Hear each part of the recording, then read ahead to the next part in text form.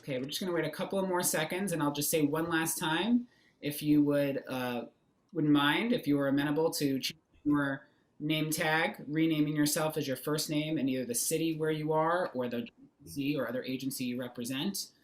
Feel free at any point to put into the chat something fun you've done this summer or something interesting that brought you to the session. And as you do that, I'm officially going to get started. I'm going to get started by spotlighting myself. Um, just so you can see me as I say our opening announcements before we get to Maggie and our presenter for today. Welcome. We're so glad you're joining us on this summer day for the next hour for our talent management webinar for all, investing in staff through times of crisis with kindness and care. It's a partnership with J-Response, also part of JCC Association, and our monthly series on readiness.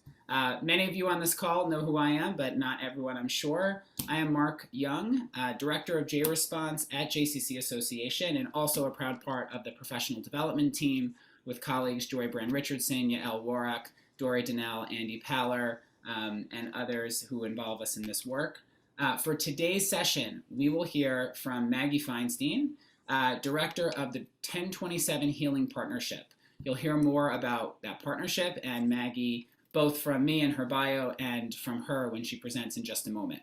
I have a couple of minutes of opening announcements before we get to Maggie. The webinar is the 7th in the Talent Management series that we started back in November 2020, each highlighting one of our 22 talent management characteristics. For descriptions and links to recordings of our first 6 sessions, you can contact Yael Warak. Yael, maybe put your email in the chat. We'll also send them to you in a post email to this session, and they should also be available online as well, and we can put that in the chat too. During this session, you will be muted, so you should have been muted when you came in. Please continue to stay muted.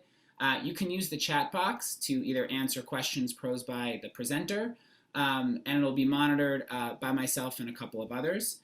If you have questions at any point during Maggie's presentation, you can put them in the chat, and if you don't mind showing who you are when you're asking these questions, you can just post it to everyone. If you'd rather your question be confidential, just send it to me, and I labeled myself Mark, JCC Association host, and then I can facilitate those questions to Maggie either during the presentation or at the end during Q&A, where there will be time for questions and answers at the end of the presentations. We'll be using 3 polls during the session. The poll will come up. You can use your keyboard to answer your choice when the poll comes up, just to add a few more interactive elements to our hour. To get us started, I want to set the stage with some mindfulness guidelines. And if you've been at a talent management webinar before, you may have heard these, and I think they're important to reiterate.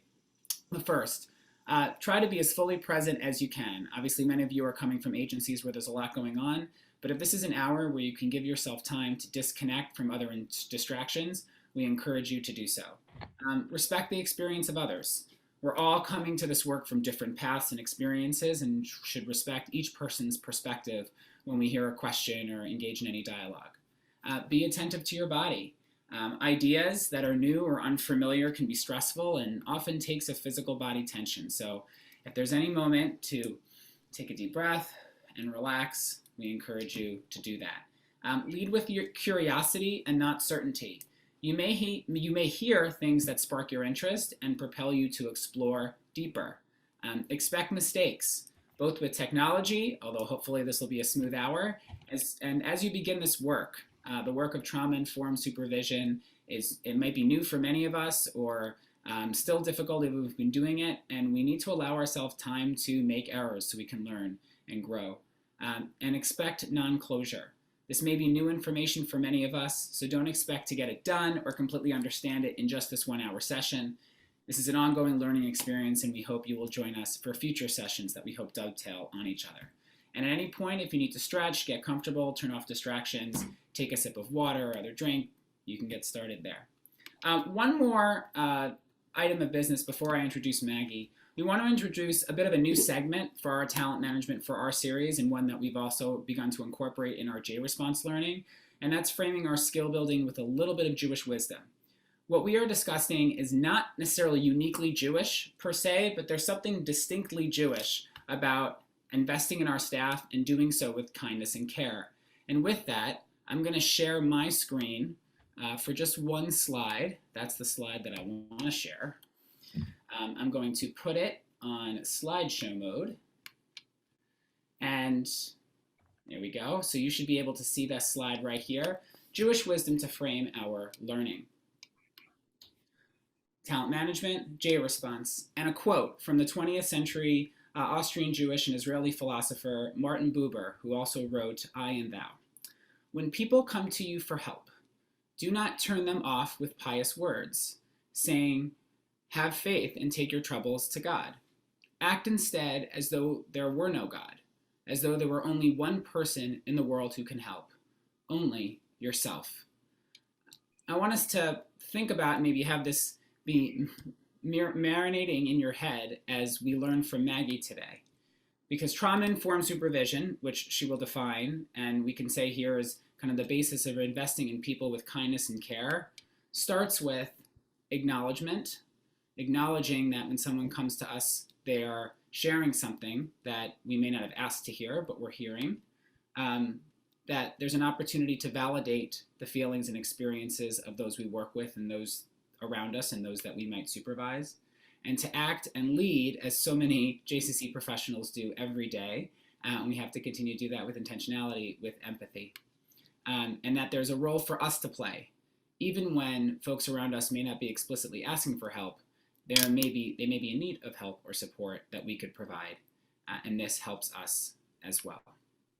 So getting back to Maggie, let me just make sure that I can see my screen and get your bio. And I'm going to read your bio and then introduce you. Maggie, let me put the spotlight on you as well so people can see you while I talk about your background and how great you are. Maggie Feinstein is the director of the 1027 Healing Partnership, housed at the JCC of Greater Pittsburgh. She is a master's level professional counselor who has distinguished herself in the field of integrated mental health. She received her undergraduate work at the University of Wisconsin-Madison in international relations and received her master's degree from the University of San Francisco in counseling psychology. Maggie has presented at professional conferences on topics of juvenile justice reform and collaborative healthcare. She currently resides in Squirrel Hill, in the neighborhood in Pittsburgh, with her husband and 2 children. Maggie, thank you so much for being here, for being with our community. And with that, the floor is yours. Thank you, Mark. Thank you for your great introduction. I really appreciate the quote from Martin Buber. That was very appropriate, and we'll talk a little bit more about it. And thank you all for joining for this hour. I will try to honor your time, and I really appreciated the mindfulness that Mark reminded us of, that we're not here to necessarily solve anything, and we are here to take steps in the direction of learning something so that we can integrate it in our lives. And I hope that at the end of the time together that will happen. I am going to share my screen and put on my presentation. And so hopefully you all can see it. I think I want to switch my screens. Is that correct, Mark? We currently see the like your facilitator view, as opposed to just seeing the yes. Yes, and now it's frozen.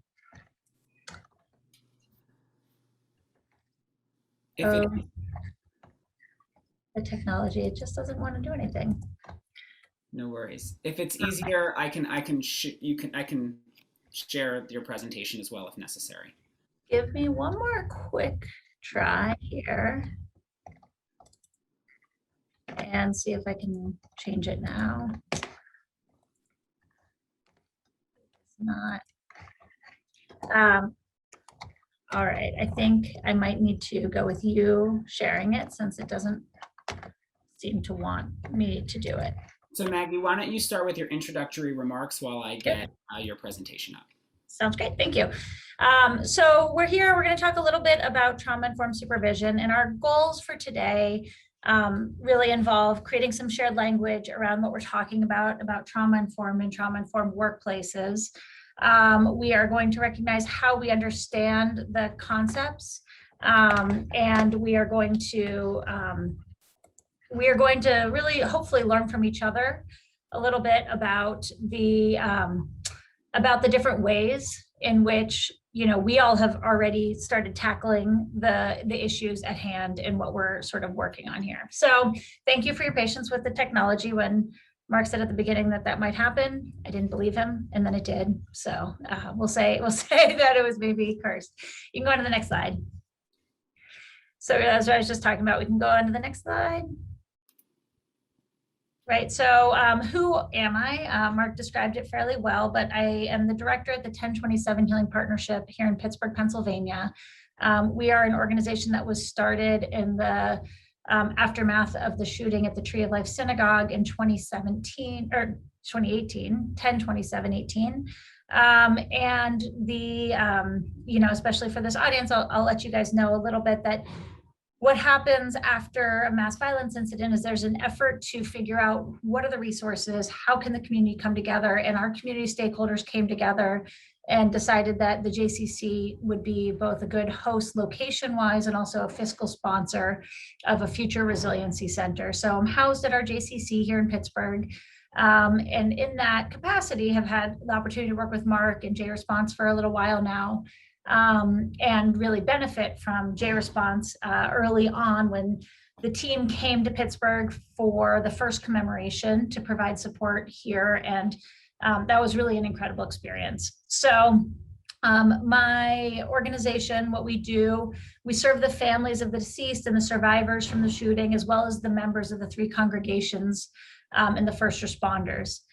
And then, you know, we continue to serve people who have felt the effects of such a violating event. Of course, that spreads far beyond just the people who are present that day. And we serve other victims of hate-induced trauma. Frequently, the way that I think about it is that there's an onion, and we serve people from the center of the onion on the way out, and every layer of the onion is relevant and matters, and we do what we can to provide support the best we can. We help through being counselors, offering brief therapy. We offer a gathering place. We really share as a value in the work we do, therapeutic community, the idea that having a place where all emotions are invited, where it's okay and healthy to feel, means that we can do it together. We don't have to do it alone, and we can learn from each other. We commemorate, we remember the events of 10/27. We remember the 11 amazing people. We remember a lot of the impact on our community. And we do that because we believe through the act of commemoration and memory, we can learn something, and we can also honor the lives that were taken. And one of the things that we've been doing a lot of in the past year and a half is we share best practices of community resiliency. Unfortunately, mass violence incidents are opportunities to learn something about what happens when a community experiences a trauma at the same time that has sort of widespread impact. And I think a number of you on the call in different cities, either a mass violence incident, but also natural disasters. I mean, unfortunately, there's many examples, but when we had already started the work of understanding community resiliency, talking about what communal trauma and communal resiliency looks like when the pandemic came. And so a lot of what we've been doing is looking at resiliency for that community-wide. And really institutions, organizations, workforces with the pandemic have really had significant changes, significant impact. And so what does also significant healing look like? What does growth look like? All right, you can move on, Mark. So if you can, Mark is going to both do the presentation and a poll. We're going to put up a poll. How confident do you feel that you could explain what trauma is? Like absolutely confident, I could get through it. Absolutely confident I get through it, or not at all. Nice job, you guys are very quick. So a number of people who feel like they could get through it, and a couple people not at all, and a couple people absolutely. So, you know, we definitely have a fairly even bell curve here of how people would respond. And I'm interested if people are willing to throw into the chat what makes them feel like they could get through it. You know, if you can just put like a sentence or two, right? Is it because of personal experience, or because of reading, or because of movies, or because of things that you've seen? Yeah, so we see the results. 75% said that they could get through it. What are some of the things? Experience and continued learning, living with a trauma-informed care specialist, that can come with its own risk and benefit. Personal experience, yeah. So I think that the getting through it comes with some level, it sounds like, of learning, right? Wisdom that happens from being challenged. And, for those who feel like not at all, that knowing that there's also blessing in learning from other people's experiences, which is, a little bit what we're talking about today. All right, so if you can move to the next slide, Mark. So I'm gonna close this, there we go.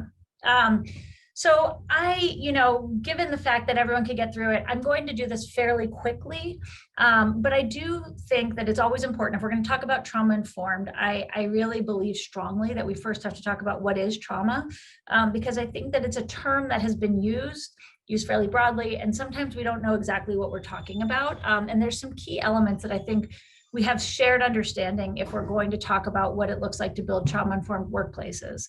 The first that I think is really important is trauma is a given human condition, right? We're not broken. There's nothing wrong with us if we've experienced it. And that it is something that we can find healing from. An incident is traumatic because it disrupts our sense of self and safety. So I think that's really important, right? I think if there's anything you can take away to sort of sit with that sentence, an incident is traumatic because it disrupts our sense of self and safety. And I think that disrupting our sense of self and disrupting our sense of safety, sometimes those things can be aligned, sometimes they're not aligned. And so I think, to remember that an incident can be traumatic because it disrupts our sense of self and safety means also that sense is subjective. It is defined by the person who experiences it. A primary trauma is an emotional impact from experiencing an event that poses a direct threat to our safety or self, right? So that's a primary trauma. A secondary trauma is the emotional duress that results when an individual hears about the firsthand trauma experiences of another. That is something that we talk a lot about when we're talking to schools, teachers, healthcare providers, people who hear people's stories, become emotionally invested in those people, are often very impacted by secondary trauma. Vicarious trauma comes from the feeling that something similar could have happened to you. So that's when we feel either a physical or an emotional proximity to an event that happened to somebody else. So when you think about secondary trauma and vicarious trauma, there's a couple pieces. One is that sometimes we think, well, I don't know why this person's reacting like this. They weren't there themselves. Or what happens sometimes is we say, I don't really understand how somebody could experience it this way. And the truth is we can't know unless we ask. But secondary trauma and vicarious trauma have the exact same physical impact on our body. We respond very similarly. We end up with a lot of the same cortisol levels in our brain. We react very, very similarly. And when you think about what's going on right now with the pandemic, there's the primary trauma that a lot of people have experienced. Those experiences are different. For some people, it's loss of income. For some people, it's loss of job, loss of life, being sick themselves, having somebody else be sick. There's a lot of different types of primary trauma. The secondary trauma, we all have been reading probably more news than we had before. The experience that we've had of understanding what's going on for other people is definitely something that's been pretty widespread.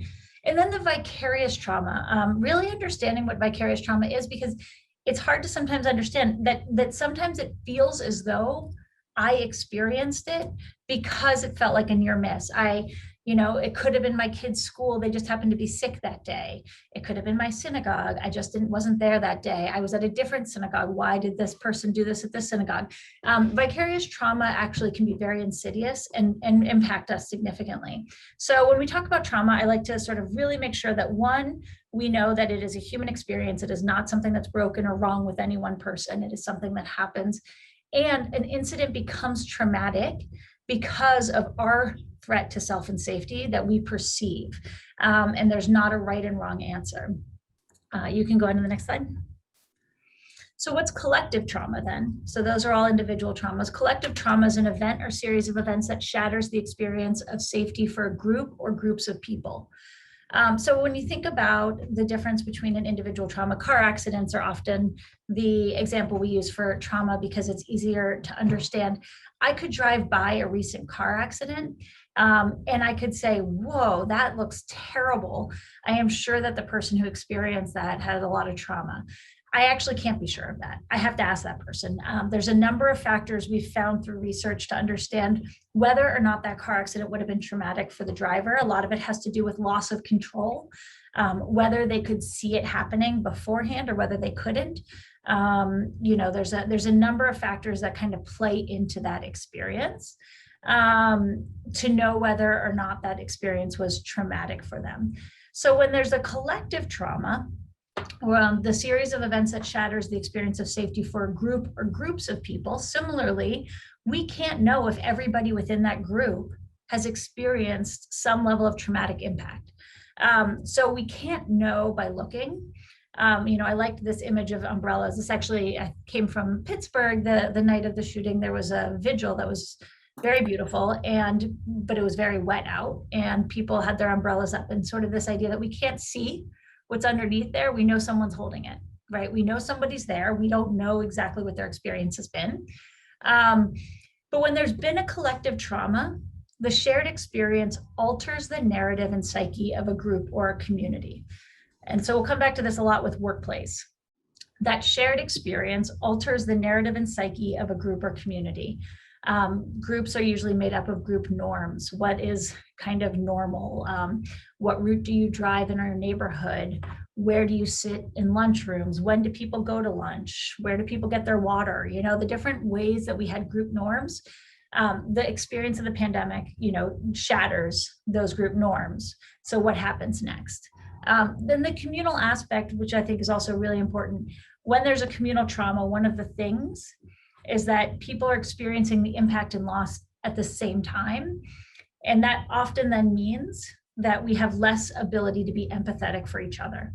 Hopefully, if somebody I know has been in a bad car accident, or if they have had a loss of a family member, I would call, I'd bring food, I would do something to reach out.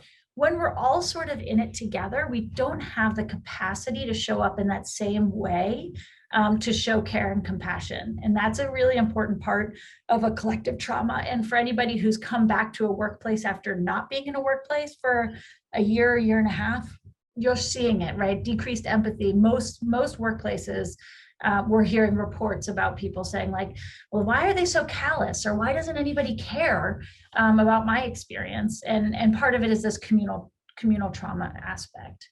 All right, Mark, you can move on. Okay, you can keep going. All right, so another poll. I feel as though the traumatic impact of COVID is over. Yes, no, unsure.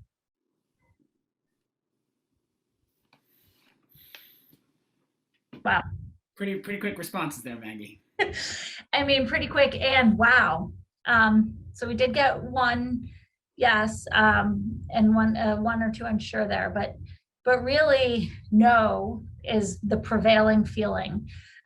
Anybody willing to throw in the chat some of the ways that you would know that? What is the evidence that you see around you? What is the things that tell you, that inform that opinion?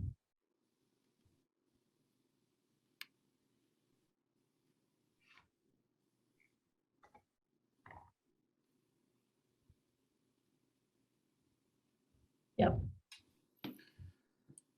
Wow.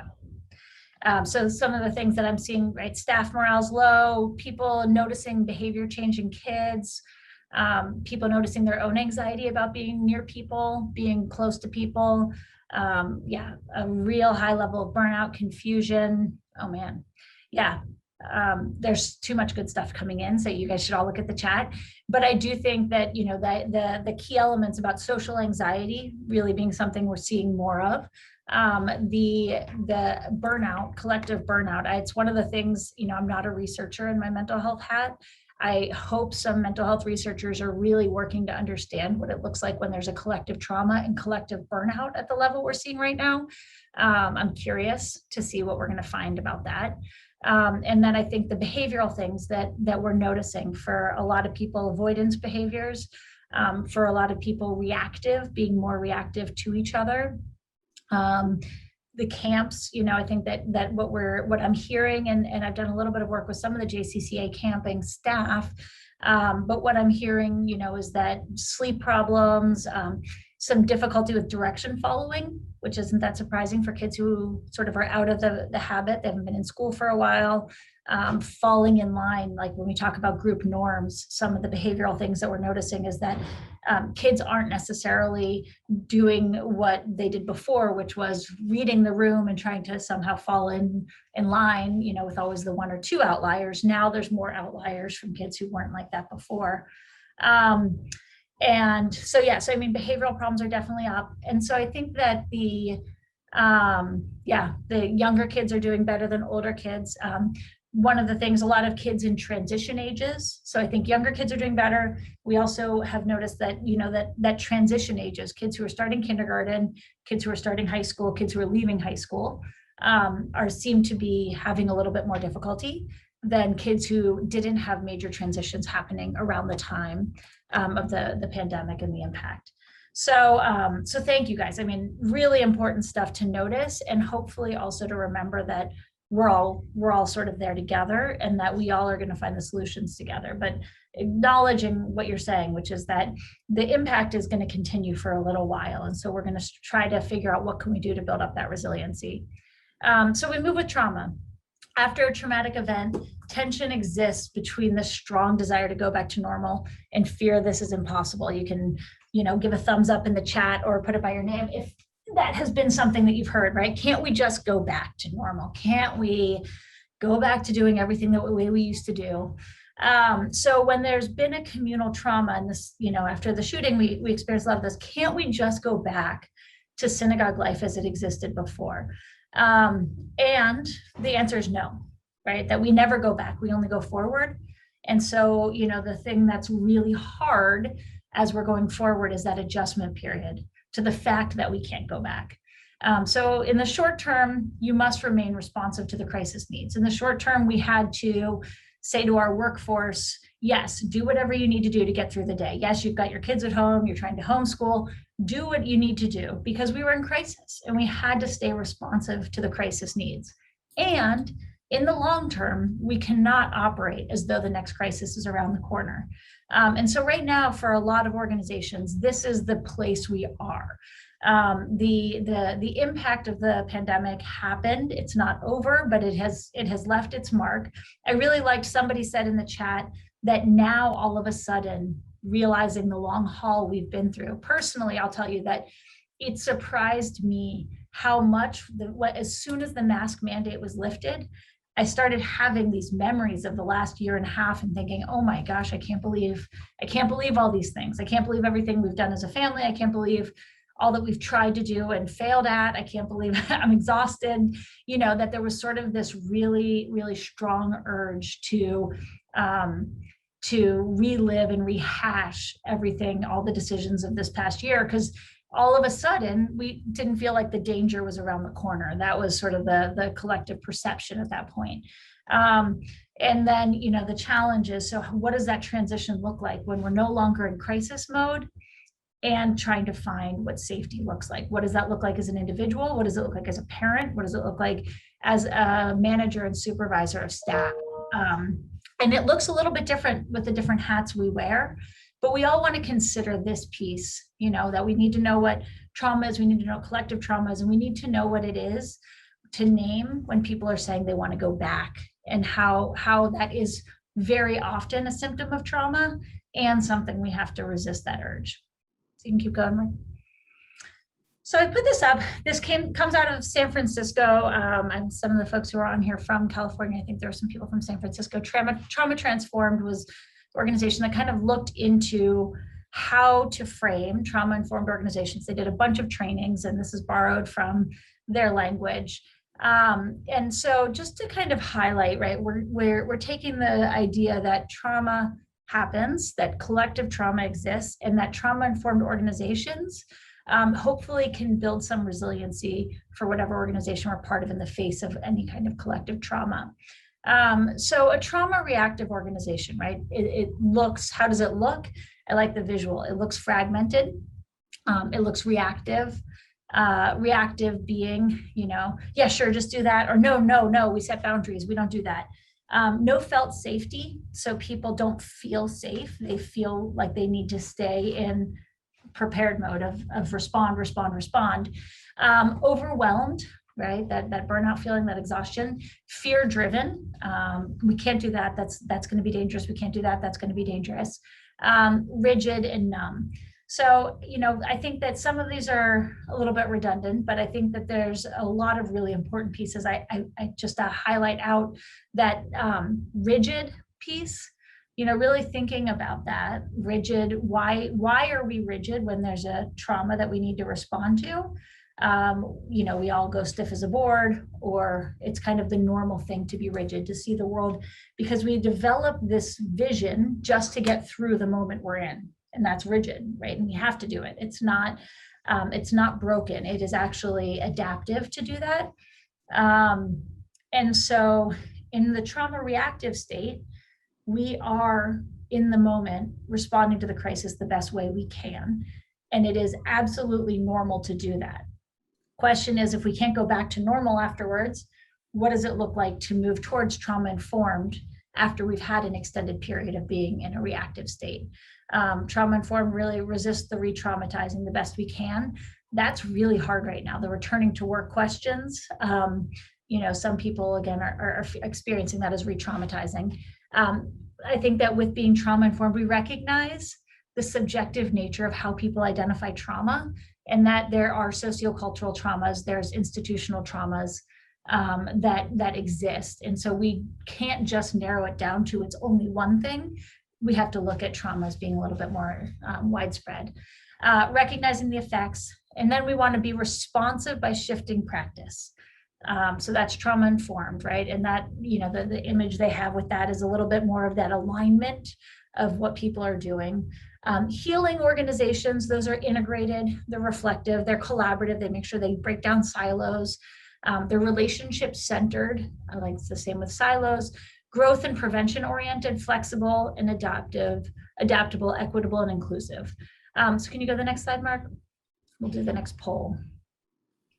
So currently, if you can think about this, currently my organization or my workplace feels as though it is trauma reactive, trauma informed, or healing centered.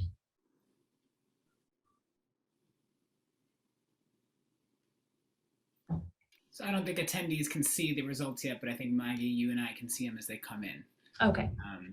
Yeah. So there's trauma informed is the most popular answer at the moment. Yeah. About 63% submitting, but more are coming in. Great. Yeah, you can keep answering if you'd like. There's give it another few seconds. It's pretty close. Yeah, trauma informed, we have about 58% of people saying trauma informed, 36% saying trauma reactive, and 7% saying that their organization feels more healing centered right now. We're going to end the poll, so hopefully people can see it then. And you can see those results. So, that is a little bit surprising to me, although I think it depends a lot on where we are in the country and what's been going on for the last 6 months. I think trauma reactive is what I am seeing in a lot of organizations right now. And we'll move on to the next slide, if you don't mind, Mark. And when people are trauma reactive, it is normal. And then, remembering what I have at the bottom here is that trauma informed is an intention. It's slow, incremental. We don't arrive all of a sudden. There's no goal with a finish line. It's something we're walking towards. So a lot of what I have done in terms of the work that I have looked at with trauma informed organizations is built out of the Office of Victims of Crime, and they identified 5 primary domains for evaluating and responding to vicarious trauma to build more resilient organizations. So the Office of Victims of Crime did that because they recognized that first responding organizations very frequently had high levels of vicarious trauma all the way through the organization, and that impacted their ability to function And so they created a whole toolkit for how we can work on this. And they look at those 5 domains as leadership and mission, management and supervision, employee empowerment and work environment, training and professional development, staff health and wellness. And so one of the things that I like to focus on is that I like that they put those domains. They may not be perfect, but what it does is it reminds us that if we're making slow incremental change after being trauma reactive, then we can focus on one of these areas that we know we need to put some attention to, and also know that there's some areas that we may not need to put the attention to right now. So leadership and mission for some people through the pandemic may have felt like they could really maintain within their workforce a sense of leadership and mission. And some people may have felt that when they were trauma reactive, they lost some of that and they have to realign that to be able to get the workforce to feel a little bit more resilient. Management and supervision, employee empowerment and work environment, but management and supervision is what we're going to talk about today. That's the focus we have. But to know that these 5 other domains are there, there's tools in the toolkit, and I can share out how to get to that toolkit for anybody who's curious. But we're going to sort of hone in a little bit on that management and supervision, if you can keep moving. So some ways that we look at the resiliency after the pandemic. So our staff, as they've been impacted, what do we want to work towards with management and supervision? We want to work towards relationships. We want those relationships to be based in inclusivity, mutual respect, safety, and trust, right? That doesn't sound so good, right? We want to put our sights on what the ideal would be. We want to develop and institute policies and practices that exhibit the understanding of the impact of the work. And so we want to make sure that whatever the policies and practices we're doing match the work we're asking our staff to do. And that's really coming up for most workplaces around this remote work policies post-pandemic. When people are going back to work, what does that look like? Reach out to staff following critical or acute incidents. So if we know that there's something that might be what we often call in the trauma head a trigger, but other kinds of incidents that may have brought back out some of the traumatic experience that we've had before, we want to make sure we reach out. We want to acknowledge it earlier rather than later. It's really helpful in the management and supervision side. And then we want to conduct supervision in a way that demonstrates an understanding of all levels of trauma. So we'll focus a little bit more in on that, but I just wanted to kind of give some of the pie in the sky, big picture, what we try to aim for in that management and supervision. Okay, you can move on. So, imagine, I'm sure this is really hard for you all to imagine. Imagine you're in the midst of a global pandemic and you have a staff member who has not been meeting deadlines or expectations. What do you do? What do you do? And so if you can throw in the chat a little bit, you can put simple words just to describe a little bit of what you do.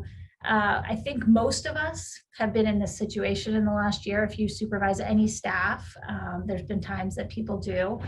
Lowering your expectations is an option. Ask them what support they need. Ask them why. Check in to see what support they need. Yeah.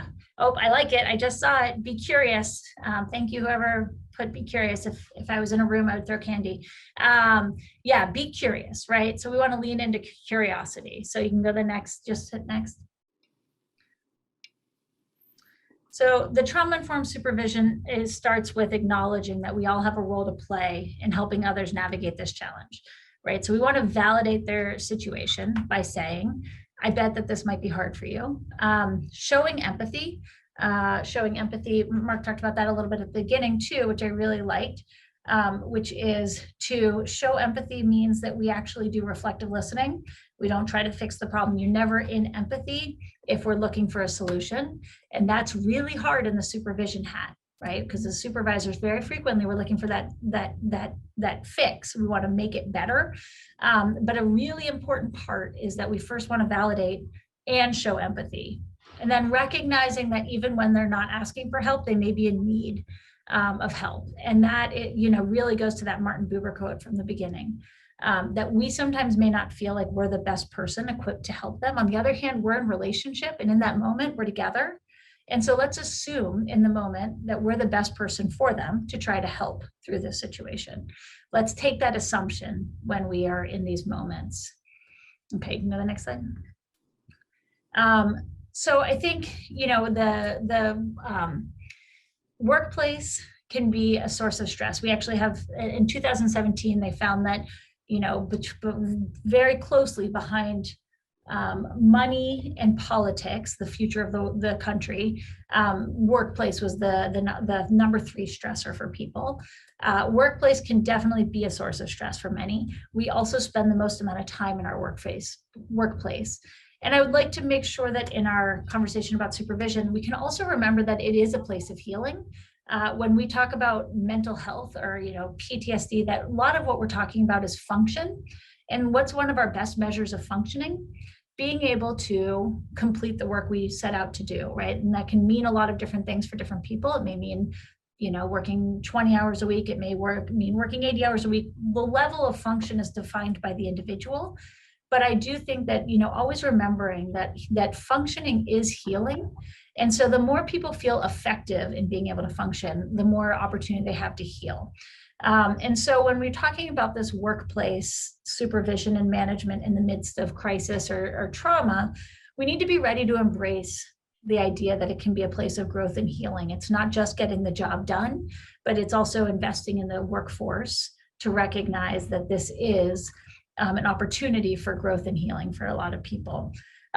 So what are some of the key elements to trauma-informed work? I always live by the principles that were taught to me: anticipate, predict, prepare. Some of the things that we can do, trauma takes away our ability to have control. A number of people describe that day in March when all of a sudden the world changed and we had the rug ripped out from underneath us. We didn't have an opportunity to anticipate, predict, prepare. Some people did. Some people did a lot of reading. People like myself kept saying, "Oh, I'm sure it'll be fine. I'm sure." No, there's no way school will close. And then when it did, I hadn't anticipated, predicted, and prepared. And so when there's been a traumatic event, very frequently, we did not anticipate it. And the traumatic impact is higher when we get surprised or caught off guard. And so any opportunity we have to help our staff anticipate, predict, and prepare what is coming next. So return to work policies, this is an opportunity a lot of people have to anticipate that, things that might be hard. Wow, childcare may be difficult, or we all have readjusted our lifestyle. And this is really hard.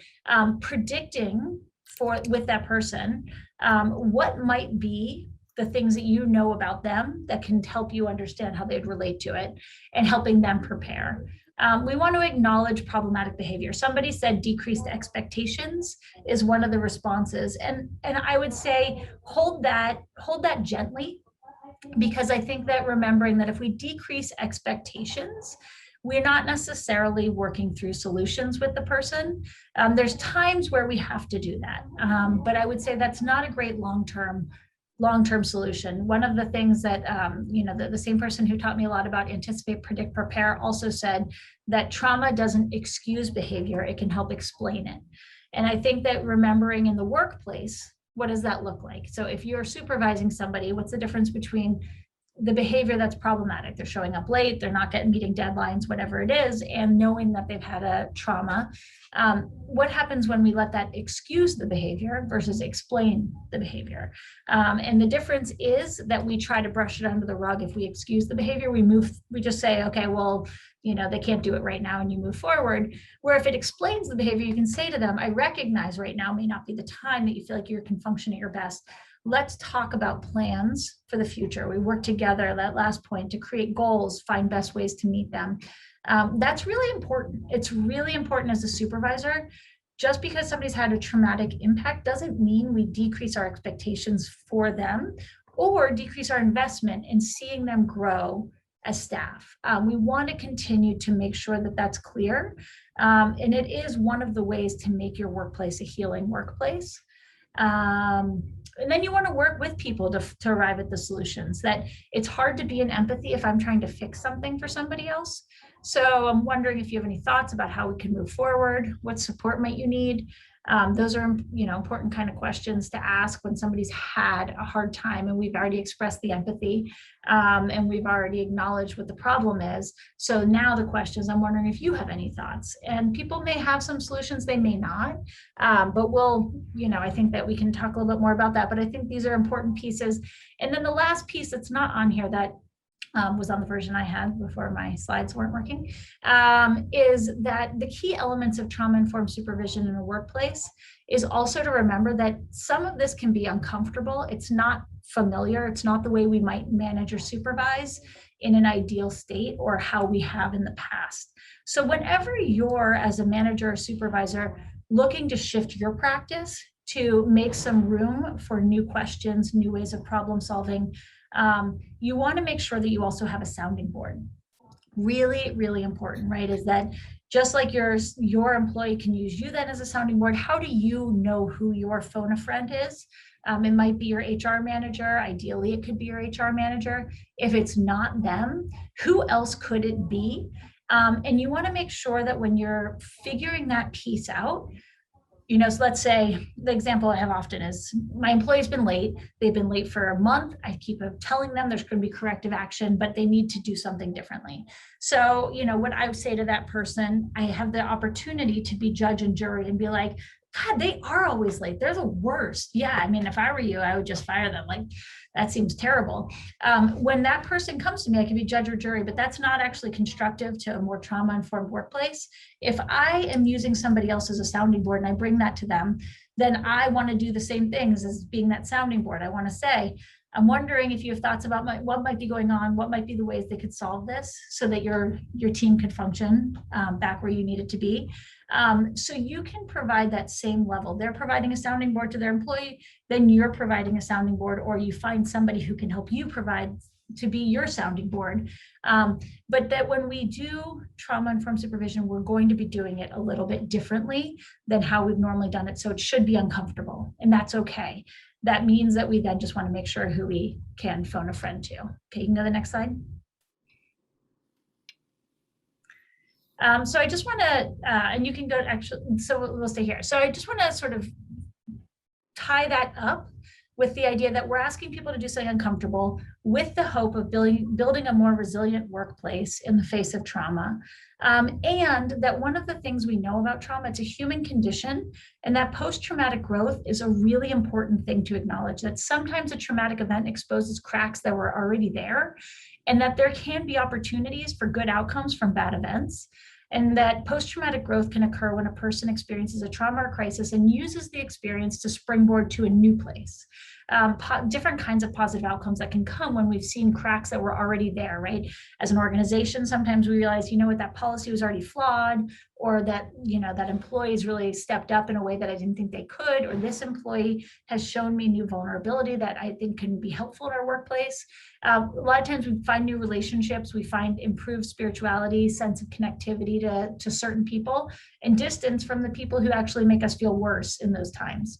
And one of the things that I hold on to myself is with post-traumatic growth is that remembering that the words of Reverend Michael Curry in his book, Love is the Way. I just love how he says it.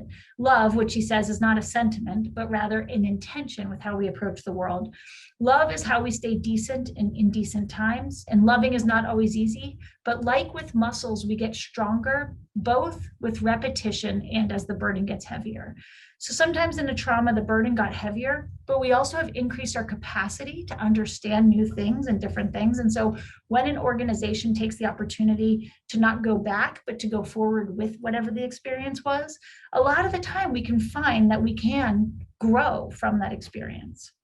All right, so I know we wanted to open it up for questions, and there's already questions. What do you think, Mark? Do you want to take off speaker view so we can see each other? Let me I'll add you and me on the spotlight, and I'll just stop sharing the screen so it can just be the two of us. And first of all, Maggie, thank you so much. That was such rich information that's really concrete that'll be able to apply in our work with each other and in managing others.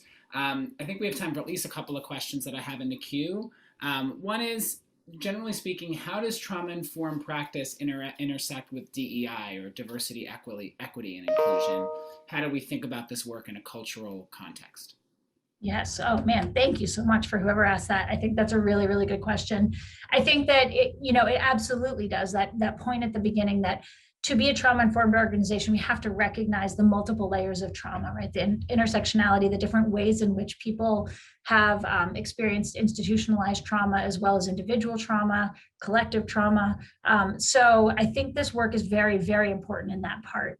I also think that as it comes to the pandemic, recognizing that the collective experience of the unfortunate experience with George Floyd was that a lot of workplace conversations about diversity, equity, and inclusion have come to the surface, which is a beautiful opportunity to support our staff, to acknowledge what might be true for people in a new way. So I think it's a lot of similar concepts, the idea of staying curious, allowing people to be the experts in their lives, looking at the experience they have with empathy, and also with what can I do to help them be as productive in this workplace as possible? How can we make sure that they feel invested in? So a lot of overlap. Thank you. Thank you. I really like allowing people to be their own experts in their lives. I think is a great tidbit to take away from. Another question. What if a staff member perhaps was already not meeting expectations pre-COVID and gives the appearance of using COVID inappropriately to maintain a low set of expectations?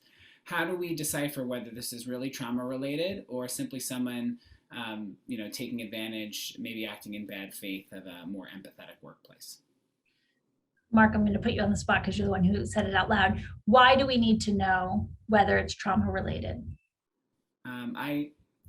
It's not my question. So I maybe that's part of the question. Do we need to know if it's trauma related? Yeah. How do we navigate? How might we navigate this conversation or with this individual? And if we don't need to have it be trauma related, what might then our next step be?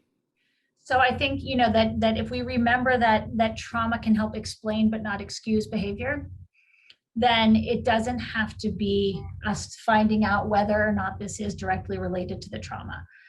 We can understand, maybe the person doesn't have the insight to understand that some of the problematic behavior existed before the pandemic. But the challenge is in this moment, if that's problematic behavior, we can allow them to see it as they see it because that's that's absolutely their right, and not let it be an excuse for the problematic behavior. And I think that's a really, even because I've had people ask that question frequently, right? Like, I'm tired of hearing about this thing. They're not focused on their work and they're not performing. A lot of the time, that's because for a while we decreased expectations because somebody went through a hard time, and we don't know exactly how to stop excusing the workplace issues. So we've focused a lot on how we can support our staff, maybe with the assumption that there's people that are working for us in trauma-informed supervision. How might we adapt these behaviors to trauma-informed managing up? Or how do we demonstrate a trauma-informed support to folks that we report to, or that are that way on the organizational chart? Great question. I mean, I think that so when there's a collective trauma, that one part that I said about decreased empathy, I always say, so what do we do with that, right? What do we do if we know that somebody may not be as curious about me as they would have been otherwise? And I always say that the best thing we can do is increase insight to match the decreased empathy. So in terms of managing up, in terms of, how we engage with our supervisor, how can we convey to them what we're noticing for ourselves? I worked really hard at home through the pandemic. Now that I'm back at work, I'm really having trouble focusing.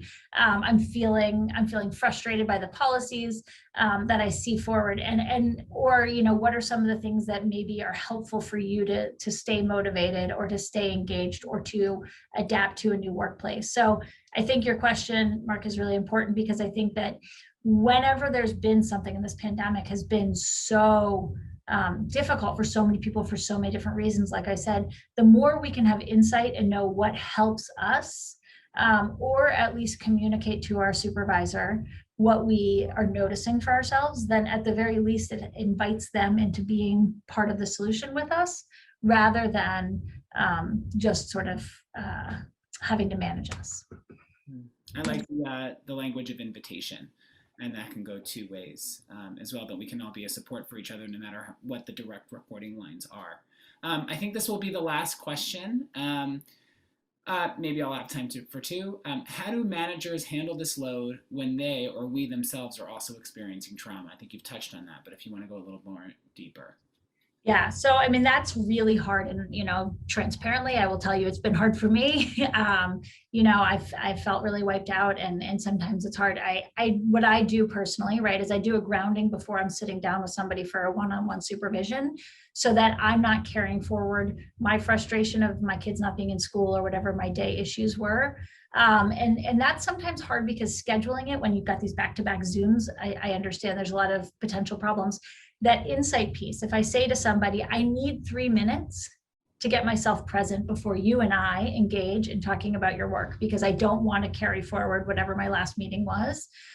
If you can just share that with somebody, then you already can enter the room feeling a little bit more present. And then the other part is to notice hopelessness. We try to ignore hopelessness. It's one of the most obvious symptoms of burnout. We try to sort of ignore that feeling and push through. But if we acknowledge it, it sometimes doesn't feel as big as if we try to ignore it. So sometimes, it sounds silly, but I will actually say to myself, right now everything feels terrible. Right, like everything feels terrible. I feel hopeless about the state of the world. There's fires and floods and and then after I sort of give some space to that, I can then say, okay, so right now I have a really good person in front of me who's a mom who cares about other people, right? My goal is to try and make her feel as productive and effective in her job. So like sometimes I actually have to just dig into that hopelessness, because otherwise, if I ignore it, it comes out in little ways later on. And I do that on my own before I sit down with somebody. But knowing that we give a gift by being a present supervisor, and so sometimes we have to do something to become present. If it is, putting a little boundary between one meeting to the next, or if it is figuring out your own grounding exercise to do before showing up for somebody you're managing, especially if you know that it's going to be difficult. And then I have a strategy I've done in the hospitals for a really long time. And I call it the long way around. But sometimes from one meeting to the next, I just take the longest way I can. And I do that without a phone near me, no distraction of thought. I just need to let marinate whatever the last difficult thing was before I go to the next difficult thing. So sometimes like finding a mantra that works for you, right? The long way around for me, it just pops into my head now. If I need it, I go the long way around. Or some people who are good at meditation can actually shut a door, spend a minute and do that. I'm not great at it. I'll teach one more technique for anybody who's not good at meditation, my brief meditation, right? In 30 seconds, I promise everyone that they could actually ground themselves to being present without any good skills at visualization or any kind of quieting of your mind. All it takes is for 30 seconds, if you can touch what you see and name it without judging it. Brown desk, black computer, white wall, colored floor, gray water bottle. I don't have to be right. I don't have to like what I'm looking at. It could be dirty, it could be gross. As soon as you judge it with any of those things, then you're not grounded. If you can acknowledge this water bottle as being present, whether or not I've taken it to the home to wash it, it's just present like I am right now. It just is what it is. That in 30 seconds will decrease that feeling of crisis or stress. And so, that's an easy practice to integrate. Well, I'm going to say brown desk, computer in front of me. Maggie, thank you so much. I think we are all now better informed to navigate, not only as for those of us that might be in a managerial position and focusing on staff supervision, being more sensitive and understanding to how we can best raise up our staff using them. Everyone hang on for just one more minute. Don't leave yet. As we say thank you to Maggie, you can do your thumbs up or your icons or your emojis. I'll take you off of Spotlight. Very important to say thank to you for joining our webinar today. As a reminder, this session has been recording. It paused for a quick second. It's unpaused now. And we'll send out the recording in a post-session email along with a short evaluation that you'll complete. We already have our next talent management webinar scheduled. It was in, I think, a pros brief earlier this week. I just put it in the chat. I'll read the title. It's called The Hebrew Calendar, Strengthening Our Skills as JCC Professionals and a Tool for Jewish Engagement. One of the 22 management characteristics is Jewish engagement. And we're going to learn how to use Jewish engagement as actually as a tool to strengthen ourselves as professionals, and understand how we can use Jewish engagement engaging with others as well, regardless of our position and role at our JCCs. It'll be taught by or facilitated by Amanda Herring, who's the Director of Jewish Living and Learning at the Edlovich DC JCC, and co-creator of the Jewish Planner. You can see the full description in the chat. There's a link to sign on and register right now for it. And then Yael, you can put on the screen, perfect. We have the dates for the remainder of 2021, the Talent Management for All webinar series. So we'll send this in the post email as well, but you can see August 18th, September, there's a lot of Jewish high holidays, October 13th, November 16th, and December 9th, and we also have the topics that we'll be covering. We hope to see you and all of your colleagues and friends at all of these series as well. And wishing you, as it's 2 o'clock, a fabulous rest of the day, and stay safe and be well as we continue on these summer months. Again, thank you to Maggie, and thank you to all of you for joining us, and to all of the JCC Association staff that had a role to play in putting this together. Take care.